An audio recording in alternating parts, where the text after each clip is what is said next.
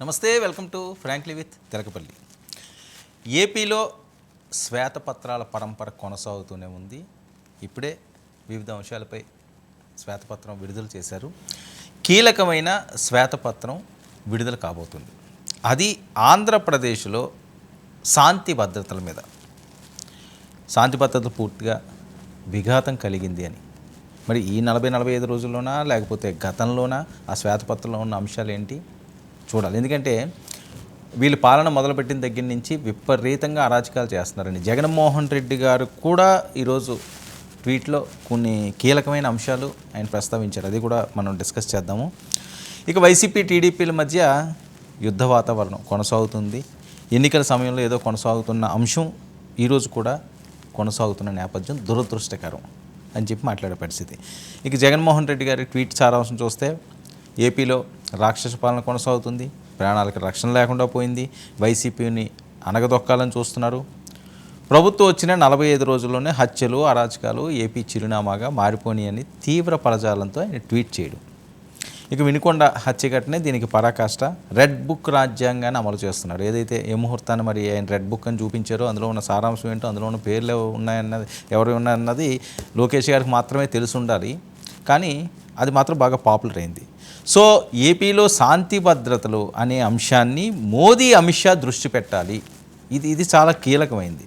మోదీ అమిత్ షా పొత్తు పార్టీలో భాగంగా మరి వాళ్ళు ప్రభుత్వం కూడా ఇక్కడ ఉంది కాబట్టి వాళ్ళు దృష్టి పెట్టాలని ఈయన కోరడం. వైసీపీ కార్యకర్తలు ఎవరు కూడా ధైర్యపడొద్దు, అన్ని రకాలుగా నేను ఎక్కడికి వెళ్ళిపోలేదు, ఇది ఆయన ఇచ్చిన భరోసా.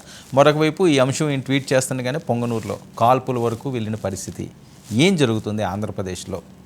మరొక వైపు ఆ ఎంపీడీఓ ఇప్పటికొచ్చి కూడా ఆయన కనిపించలేదు. అది వైఎస్ఆర్సీపీ వల్ల ఈ రకంగా జరిగిందని వాళ్ళ కుటుంబ సభ్యులు మాట్లాడే పరిస్థితి.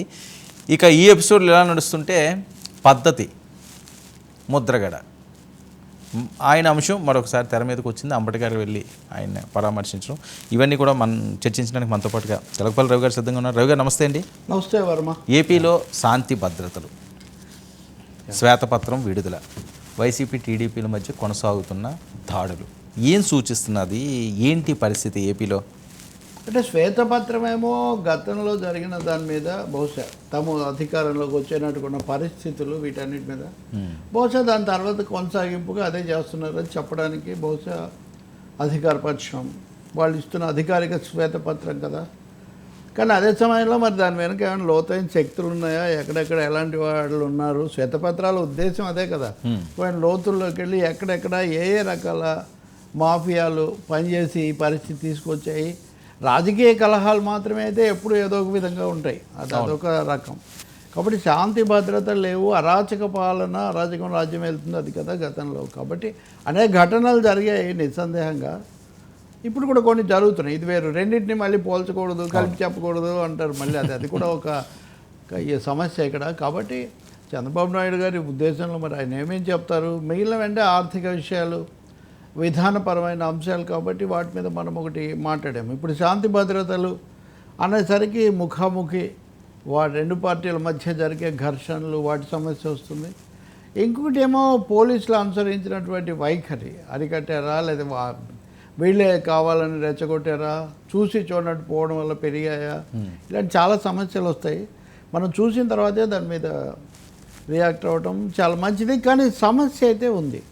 ఆంధ్రప్రదేశ్లో ముఖ్యంగా రాజకీయ అసహనం, ఒకరినొకరు చూడకూడదు, చూడలేని పరిస్థితి అన్నట్టుగా మొహం చూడకూడదు, అసలు ఏం చేస్తారో చూస్తామని ఒకరినొకరు సవాల్ చేసుకున్న పరిస్థితులు. సో ఇవన్నీ కూడా ఏదేమైనా శాంతి భద్రతల మీద ఇచ్చే శ్వేతపత్రం ఆ సమస్య లేకుండా చేయాలని మనం కోరుకోవాలి. ఏదో రూపంలో రకరకాలుగా మళ్ళీ కొత్త సమస్యలు వస్తున్నాయి. ఎంతవరకు వస్తున్నాయి అంటే ముఖ్యమంత్రి గారే స్వయంగా అలాంటి ఘటనలు వద్దు, మనం చట్టబద్ధంగా వెళ్దామని 1-2 సార్లు చంద్రబాబు నాయుడే చెప్తూ ఉన్నారు. ఉప ముఖ్యమంత్రితో సహా ఉప ముఖ్యమంత్రి ఆయన మరీ ఎక్కువగా కూడా వాళ్ళు దాన్ని ఒక థీమ్గా చేసుకున్నారు. చంద్రబాబు నాయుడు సందర్భం వచ్చినప్పుడు చెప్తున్నారు.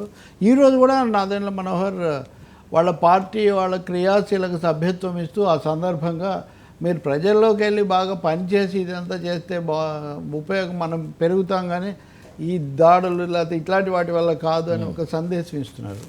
కాబట్టి మిగతా పార్టీలు ఎలాగూ ఇస్తున్నాయి. అందువల్ల చంద్రబాబు కంక్లూజన్ ఏంటి, అలాగే శాంతి భద్రతలు రక్షించడానికి భవిష్యత్తులో ఆయన ఏం చెప్తారు, మిగతా అంశాలాగా శాంతి భద్రతలు అనేది ఒక ఏదో స్టాటిక్ అంశం కాదు, అలాగే గతానికి సంబంధించింది కాదు, అది ఒక నిరంతర రోజు కూడా ఏమి పోలీస్ శాఖ కదా రోజు నోటీస్ వచ్చినట్టే చూడాలి మనం ఆయన ఏం చెప్తారని. కొంత విస్తృతంగా కూడా ఆలోచించాల్సిన అవసరం ఉంది. ఇది కేవలం ఆ రెండు పార్టీల మధ్య సమస్యగాను వాళ్ళ తప్పు వీళ్ళ తప్పు అని కాకుండా సమాజంలో మొత్తంగా ఒక శాంతి. ఇప్పుడు మహిళల మీద లేకపోతే యువతుల మీద చిన్న చిన్న బలహీనుల మీద జరిగిన దాడులు ఇట్లాంటివి ఉన్నాయి, ఆత్మహత్యలు చేసుకున్న వాళ్ళు ఉన్నారు. ఇవన్నీ దేన్ని సూచిస్తాయి? ఒక అభద్రతా వాతావరణం.